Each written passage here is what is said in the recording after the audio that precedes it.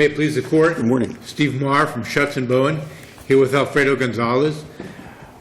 We represented the defendant in the trial court, and we're here as the appellant's representative. The facts of the case are that... Mr. Marr, you want to save a couple of minutes for rebuttal? Sorry, Judge. Two for rebuttal. Thank you. Okay. Viewing the evidence in the light most favorable to the jury's verdict, this case arose from a low-speed rear-end collision on the Palmetto Expressway. The expert testified it was about 10 miles an hour. No ambulance was called from the scene. And at trial, the plaintiff asked for $1.5 million, and the defense defended on the basis the medical bills were unreasonable, even though the defense had caused the accident. Well, not only that some of the medical bills were unreasonable, but also that That's the second surgery was unnecessary. That's right. And the causation Or not unnecessary, but wasn't related to the Right. accident. There was a causation issue as to the second surgery, which was a large amount of the medical damages, over $300,000. Counsel, before we get there, let me ask you one quick question that I'm not clear on in the record. There's conversation in the record on page 549, 550. The court talks about a directed verdict on the first issue of the amount of damages, et cetera. But I don't see where there was any discussion or anything. It just says, I've already granted it. They move for a directed verdict, and the court later on says, well, I thought I already granted it, but I don't know what was granted. Well, we did not contest liability for causing the accident itself. I understand that. In that sense.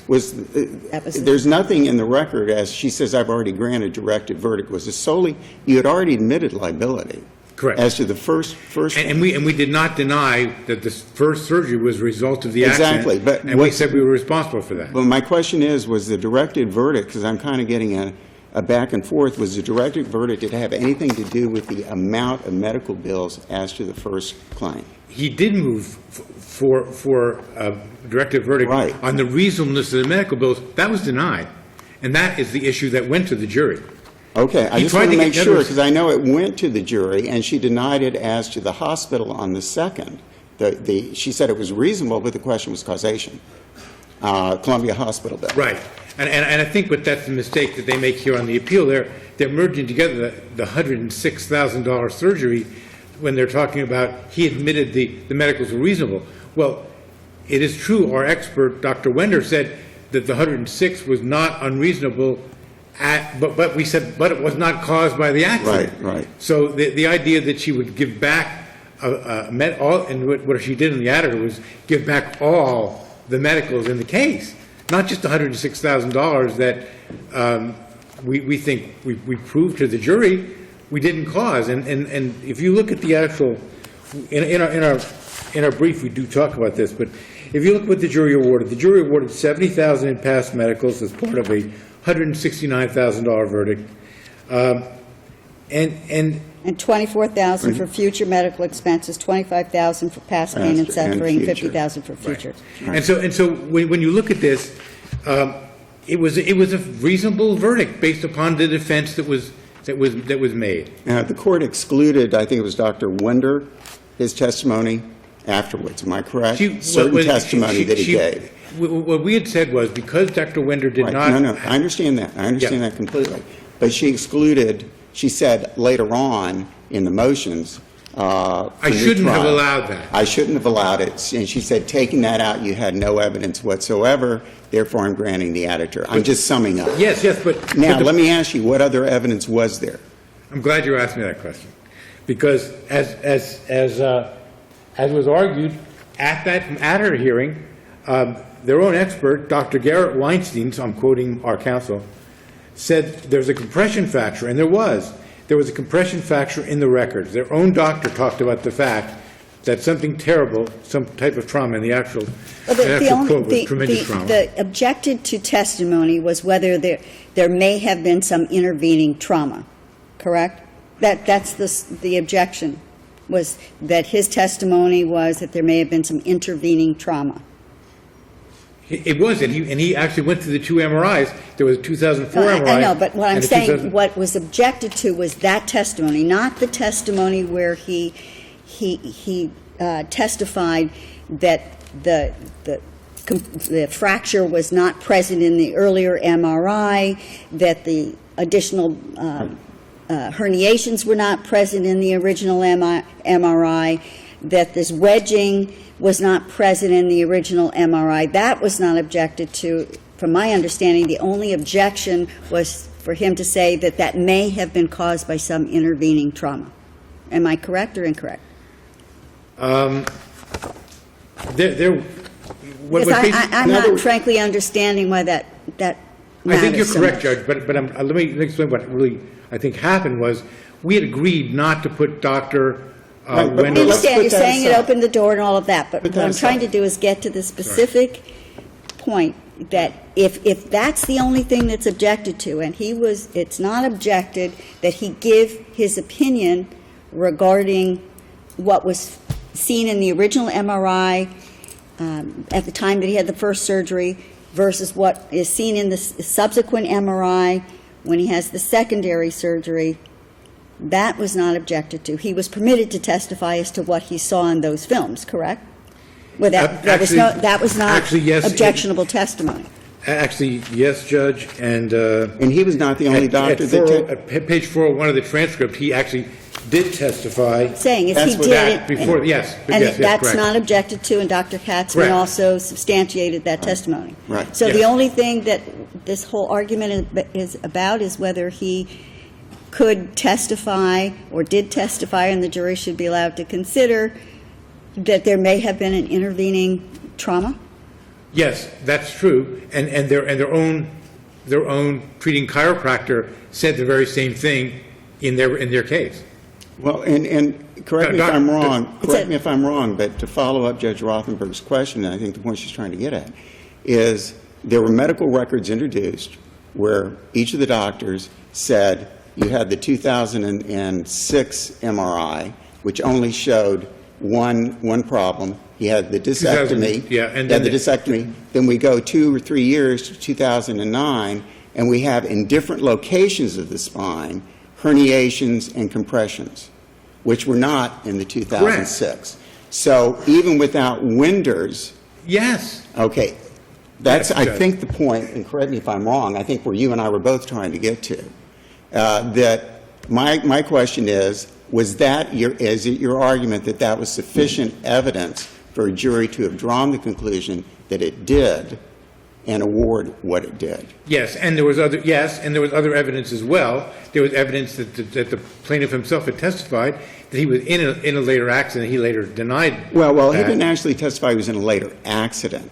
He said he got married a year after the accident, then he That was in backtracked. 2009, and the accident was Right. in 2004. So Right. the jury could have drawn the inference that there was a second accident. Or they could have drawn the inference that his posture and the way he carried himself caused this. I mean, I don't But it know was their- what it the was their big inference hang-up to is draw. on proving or not proving a speculative fact that he may have been in some other accident or suffered some other trauma. I don't think it matters. That's what I'm trying to get at, is that what matters is that there's a difference between the two MRIs that's seen clearly on the films. Yes. What caused it, the the issue is jury was- whether the jury would conclude that the first accident, the accident caused something to show up years later that wasn't there But at that the was for time the of the jury to accident. determine. And the jury determined against the plaintiff and for the defendant on that issue. Well, the issue of the $106,000 of the Columbia went to the jury as a question, am I correct? Yes. Whether or not they're going to grant And it. the they jury didn't. did not give it to them. And what they granted was $70,000 when the doctor for the first surgery, I think he said the surgery was 50-some-odd thousand. 40-some-odd thousand. 40-some, so they for gave him a little 40-minute bit more. surgery, yes. They gave him a little bit more, gave him past and think they future gave- pain and suffering, and they gave him about $25,000 for future medicals, and that was it. Am I correct? Yes, Judge. They reduced it significantly. And my argument is, it was their decision to make. And Right. by granting the additur over our objection, the judge was sat as a seventh juror and basically they had a different view of the evidence, which Right. the judge is not allowed to do. Right. I just want to say, if the court our first relief is we're requesting that you reinstate the verdict in this case. If the court's unwilling to do that and a new trial is ordered, we ask to be a new trial on all issues because it was an issue below only for new trial on damages. There was a causation issue on the second surgery that we'd like to preserve for the second trial. Also, we weren't allowed to call our coding expert. We'd like to have that coding expert on a new trial if there is one ordered. And also, we need full discovery from Dr. Katzman, who is charging $40,000 for a 40-minute surgery and will not give us information as to how much he's charging insurance companies, Medicaid, other sources. It is our belief it was significantly less than $40,000. Thank you, counsel. We've taken you over. Appreciate it. You have a couple minutes. Thank you, for John.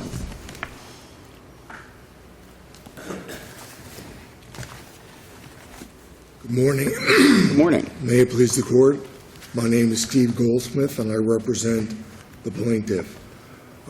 Directing my attention to the court's questions, and specifically also some of the things that they added, the questions dealing with the new trial, damages, evidence are secondary to whether or not the additur was correct, because counsel was correct in saying if the additur was not correct, this court, the relief that should be granted is to reinstate the verdict. Let me ask you a question, because what we're looking at here is whether or not the trial judge, when there was conflicting evidence, the jury could have reached a verdict in a manner consistent with some of the evidence, and the trial judge should not take it away.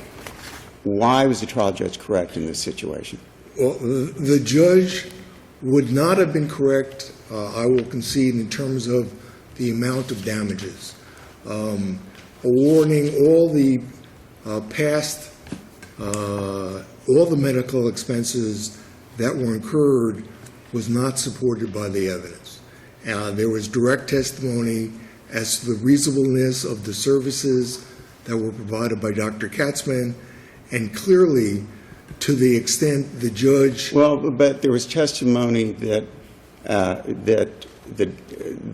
Dr. Winder, I think it was, said that normally for this procedure, for the first procedure, it would be X amount, which was lower than the doctor charged. Am I correct? Yeah, I'm agreeing that. Okay. I'm saying there was evidence which supported the defense position that the amount awarded in any event was unreasonable. Okay. I think I would agree with your position in this case that if the jury found that Dr. Winder's testimony was persuasive, that Dr. Katzman, is it Katzman? Katzman.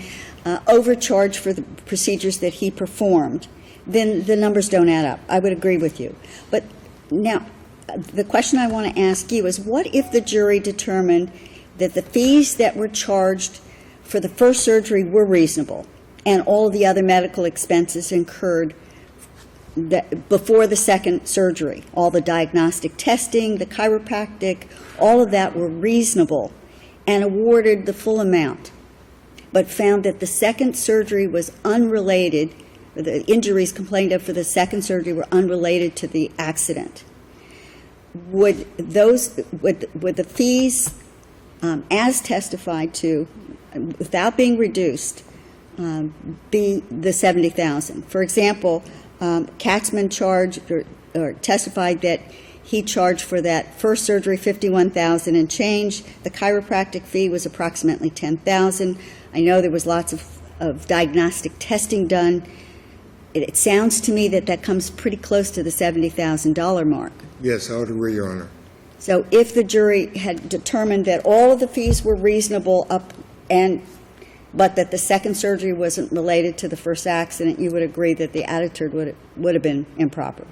Well, to the extent there was sufficient evidence on causation, and that's where counsel and I disagree. There was... Explain to me why there was not sufficient evidence for a jury to make a determination that in fact, the second surgery was not related to the accident itself in question. It's our position that the evidence was unduly speculative. The defendants did not ever ask anyone the question, other than Dr. Winder, about causation. I think that jumps out to a jury. Why didn't they ask somebody? Well, apparently it didn't jump out to the jury. because the jury didn't even award the $106,000 for the Columbia. If the jury had thought that, in fact, the second surgery was related to the accident, don't you think they would have awarded the $106,000 for Columbia? Isn't that a telling thing here? We're not dealing with just a small amount. That's a huge amount of money. It certainly suggests that they were persuaded by that. Right, and you've got medical records, and you've got every doctor that testified. The 206 MRI says this. The 209 MRI says that. It's not like you've got an L5S1 here and maybe an L4 or L5 here where you could say, well, maybe. You've got an entirely different part of the spine. You've got 3 more herniations. You've got compression fractures. You have all of that. Why isn't that a province of a jury to sit there and go back and say, you know what? It just doesn't add up. We don't think that that's right. So we're only going to award everything from this accident. Your Honor, I don't believe there was enough evidence there without an opinion as to causation Okay. for the jury to make. So your opinion is you needed an expert or one of the doctors to say, in my medical opinion, beyond, with probability that, in fact, it was not caused. That would be our position. Okay. Didn't I got you. Dr. Wender, didn't he also provide testimony on that issue? I mean, for example, he did testify that when he looked at the x-rays, and what he found was multiple levels of degenerative disc disease, and that it was more pronounced at the C5, C6 area, and was part of the normal aging process, coupled with his testimony that when he looked at the neck at L5S1, it was his opinion that the accident did not cause this disc pathology, because an accident can aggravate pre-existing conditions. The accident can cause a latent condition to become troublesome, but he believed that the injuries that he saw on the second MRI were not as a result of this first accident. Didn't he testify to that? I don't believe he did testify to that. I believe that his causation testimony, that gets into did plaintiff's counsel open the door? And if he opened the door, and which the judge... He said specifically on page 403 of the transcript that when he reviewed him on November of 2007, he believed that he had reached MMI and he had not sustained any permanent impairment, and that the accident itself had not caused the multiple levels of disc abnormalities in his back. Your Honor, you're reading from the transcript, I'll have to defer to you.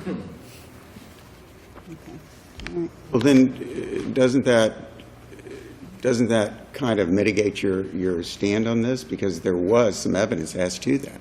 If there was evidence Right. independent of Dr. Wender testimony being admissible or inadmissible, yes, it does, Your Honor. Okay. All right. Thank you.